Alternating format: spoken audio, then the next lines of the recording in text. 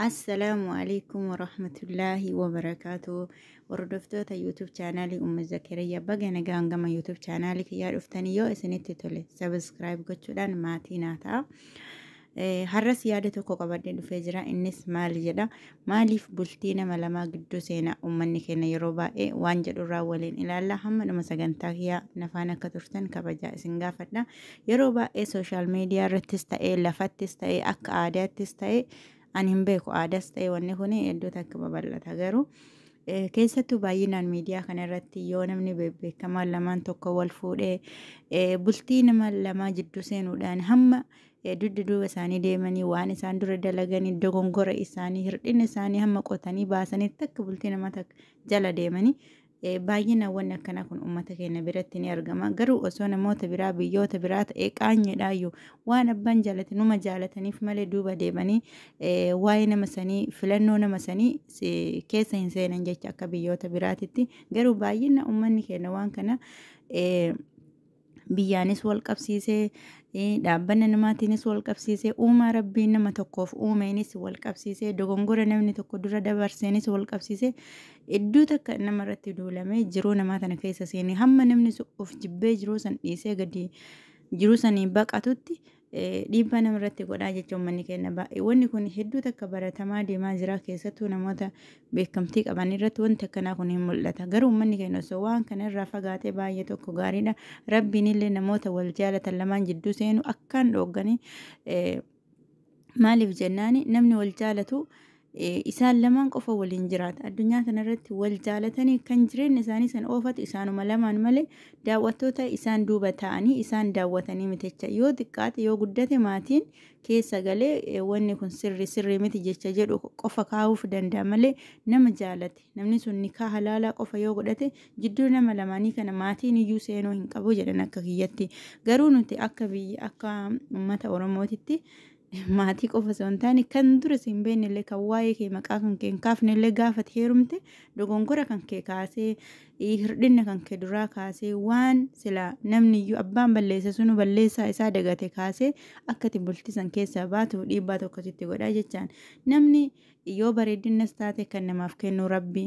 Yoo jaalallee taate kan namaaf kennu rabbi. Jaalala keessatti ammoo bareedinaa miti kan ilaalamu.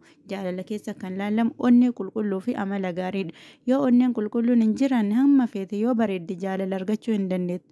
Yoo ammoo bareedina qabaattee amala gaarii hin qabaanne jaalala argachuu hin dandeettu.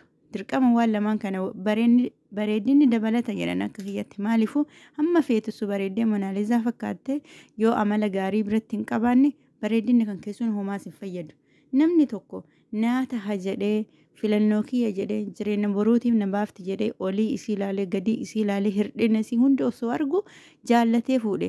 Nuti garuu akka maatiititti akka firaatitti akka biyyaatitti dhimma nama sanii keessa gallee hamma namni sun jireenya san jibbee gadhiisutti jala deemnee jireenya nama sanii qoqqonna jechuu yeroo baay'ee wanni akkana osoo nurraa hafe baay'ee bareedaadha jedhan akka yaada kiyyaatitti.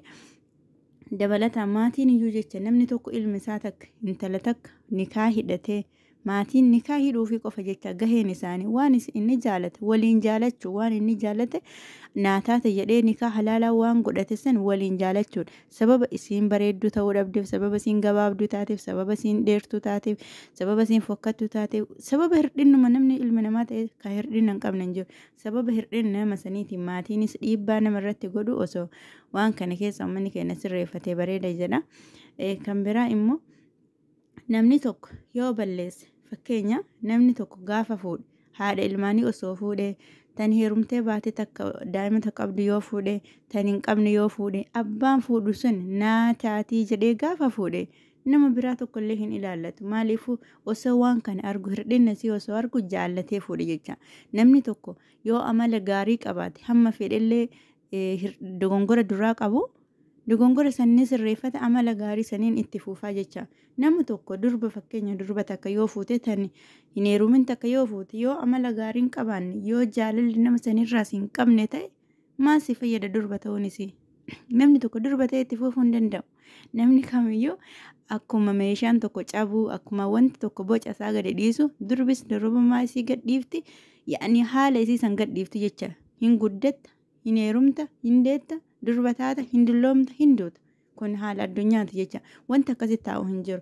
Kanaaf namni tokko jireenya kanaaf naataatii jedhee dubartii geettuu takka bilchaatu takka heerumtee baate lama heerumtee baate sadii heerumtee baate yoo fuudhe jireenya nama sanii irraa hafa. Waan namni sun jaalate obboleessa kee ta'e abbaa kee ta'e hiriyaa kan kee ta'e jaaladhuuf waan san sirratti hin fuune jireenya kan keetii miti isatu waliin jiraata. Yoo amala gaarii illee hin qabne isatu danda'a. Yoo fokkattuu taate isatu danda'a. Namni biraa mee maaluma nama sanii gochuu danda'a. Mana san wajjin hin galtu jireenya san waliin hin jiraattu. Jireenya nama lamaa jidduu gaaf seentu rabbiin biratti illee ni jibbamta. Nama lama jidduu sanitti illee ni jibbamta. Wantuma ati addunyaa kanarraa hin argattu hin jiru jechuudha. Garuu carraan isaan qunname kun sillee qunnameetiin namni jireenya kan keetii akkasitti taphachuu danda'a. Namni jireenya keetii akkasitti quba qabuu danda'a. Akkasii danda'ama jireenya hiriyaa keetii keessaa bahi, jireenya ollaa keetii keessaa bahi, jireenya obboleessa keetii iyyuu keessaa bahi. Waa inni jaalate jaaladhu. Osoo taansi fuute akkanan taatu, osoo abbaan keessi ilaale fuute akkanan taatu, osoo hiriyaati akkasii jechi hin jedhiniin waa inni jaalate san wajjin jaaladhu. Haga isiin dogongora hin qabnetti, haga inni nikaa halaala hidhatetti jechuudha. Wanni kun yeroo baay'ee osoo uummata keenya keessa baratamee jira amma fajjechaan. Ammas deebi'ee namni tokko yoo kutaa biraatitti heerume bakka akka waan balaa wayii buutee namni tokko amantii takka qabaannaan bahaaf dhihaa haa ta'u bakka fedhe haa ta'u wal fuudhuu qaba namni. Maaliifuu rabbiinis kan karaa ittiin wal fuunu godhe karaa amantiitiif karaa nikaa qofa malee karaa gandaa karaa gosaa arsii jimmaaf jimma akkas jedheeti rabbiin hin kenna jecha seera bultii keessatti gaafa dubbata. Kana waan ta'eef namni tokko gosa kan kee yoo fuudhe wanni sirraa hirdhatu hin jiru wanni sii dabalamu tokkollee hin jiru. Obboleessi kan kee jimma yoo fuudhe wanti sii dabalamu hin jiru wanni sirraa hirdhatu hin jiru. Isatu wajjin jiraata isatu danda'a. Ati gaheen kee jaalachuudha keerii yaaduudha. Yoo isaan keerii qabaatan keerii sanirra gorsuudha.